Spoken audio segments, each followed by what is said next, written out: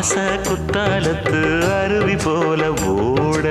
ஓயாம பேசி பேசி மாமா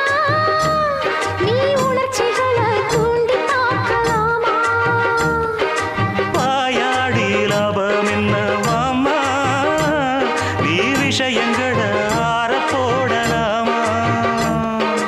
வெச்சது யாரு சொக்கப்படி என்னவ பண்ணும்படி